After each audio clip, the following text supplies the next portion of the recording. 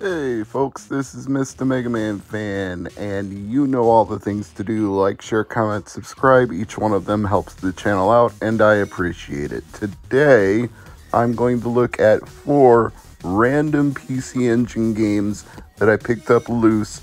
These are all without box or instructions, and I'm going to test them and give you my quick thoughts on each one. I mostly picked them at random, with the exception of Wallaby. That one I specifically got because of my friend Ryan Taylor. I thought he would appreciate the cultural reference to that one, and it was very inexpensive. It was only $1 or $2 loose. So this was another of those situations where when you're already ordering some games from Japan, you might as well take advantage and lump a bunch of things in, especially if they're cheap, because you're going to pay $20 or more shipping to begin with. At that point, what's throwing in 1 or 2 more games that are only $1 each that aren't going to increase the weight of the package or cost you more to ship to the United States? So I definitely threw a few loose HuCards into the order, starting with this one, which is called Benkai Gaiden. Here's what the PC Engine Bible had to say about it. Set in old Japan with fantasy overtones, Benkai Gaiden is a standard overhead RPG.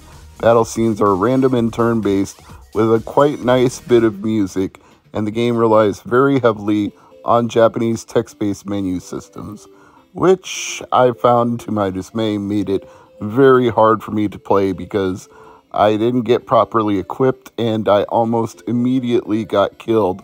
Although it's definitely not permadeath, because it just sent me back to the village, to the inn where the game started, for lack of a better explanation, and they revived me and gave me back 1 hit point. So, not a huge setback, but obviously I need to patch this into English and see if I can get further that way than just trying to muddle through it without really knowing any of the Japanese that I'm seeing. I know that Ryan would check if I didn't, so I went to romhacking.net, and this one was listed as inactive or abandoned as of 2017, so I'm not sure a full English patch will ever be finished, but it looks like one was at least attempted at some point, so there's hope.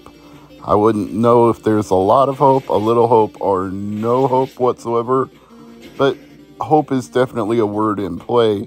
Just how much of it, I can't say.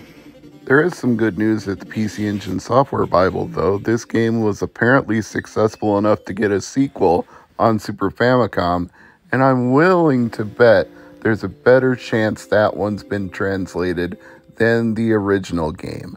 Yes, Ryan, I know you're already looking. I'm sure you will be telling me the results shortly, so thank you for that. In the meantime, we move on to the next game on the list, which is Honey in the Sky. It looks like a bottle of honey on the cover and in the game. It also looks like a golden-colored cactar, depending on what eye you're looking at it with. And this is one of several different games in this line.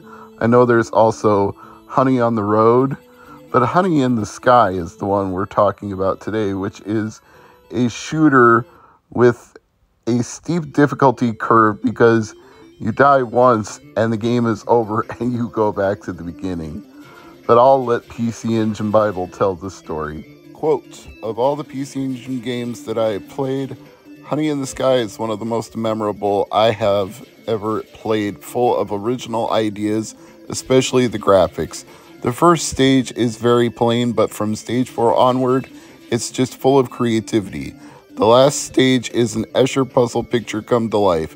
The interlocking shape enemies jump out from the background, and it's simply a spectacle. The power-up system is also neat. Kind of like Fantasy Zone, where you need to purchase them. The action is fun and intense. It's definitely intense, though I wish my ship moved a little faster, because then it would be easier to avoid the enemies and not go to the instant one-hit death. But I do see some depth to Honey in the Sky that makes me want to explore it further, and that review on the PC Engine Bible definitely thinks this was money well spent. Not a bad choice on my part. So I will look forward to digging deeper into it, and I don't think an English language patch will even be necessary. So that might be one to keep your eye on if you're importing PC Engine games and looking for things that you can get into right away without a steep curve of having to dump and patch the game to be able to play it. Moving on, our next title on the list. Oh, I'm afraid I'm going to botch the pronunciation of this, but I'll try anyway. I think it's Sekigahara, but I'm not 100% confident in that. Anyway, Sekigahara doesn't have an entry on the PC Engine Software Bible, so this interpretation is entirely my own based on trying the game. It appears to be a tactical game, a turn-based game where you move your tile and your AI-controlled opponent moves their tile, and then your two armies do battle. There also appears to be weather effects that can change the outcome of your turn. I know I got rain between one of the turns, so I would assume that some units fare better or worse in different weather conditions. I didn't get much further than that because this is another one that, like Benkai Gaiden, is heavily reliant on Japanese text, so I'm afraid I'm going to need a patch if I'm going to get further into Sekigahara.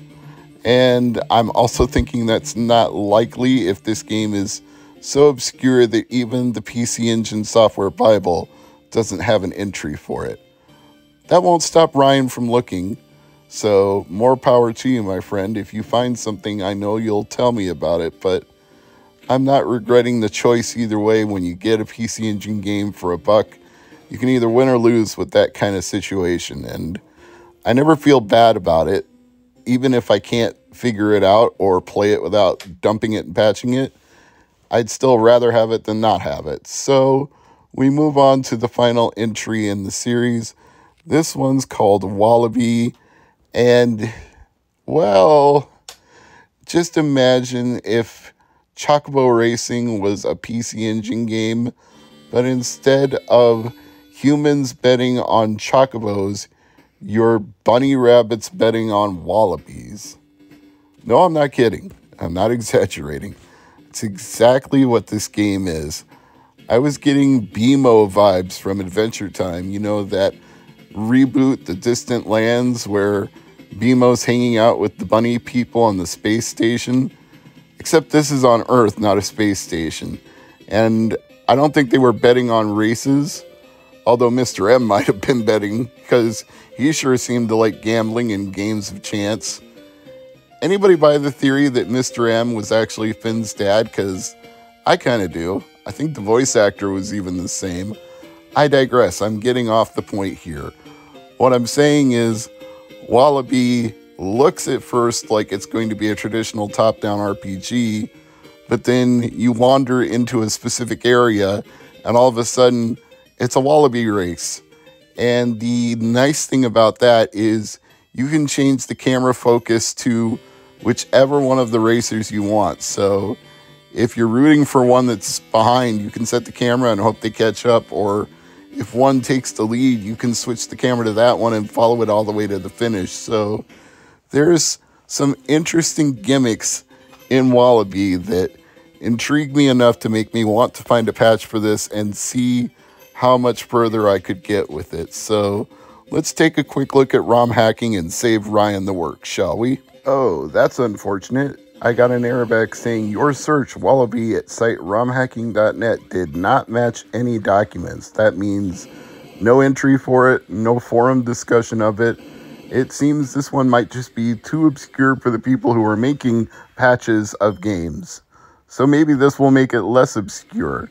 If you're watching this video right now and thinking, I'd like an easy project because all I need to do is figure out how to translate these betting lines from Japanese into English, then maybe this is one you can tackle and get done in a relatively short amount of order. I can't imagine Wallaby would be the biggest challenge compared to a massive, sprawling, in-depth role-playing game. This might be a beginner one to get your feet wet with, but that's just me naively hoping somebody will pick up the torch for me and take Wallaby somewhere that it gets me an English version of it. In the meantime, this is the PC Engine Files. I'm Mr. MegaManFan. Thanks for watching.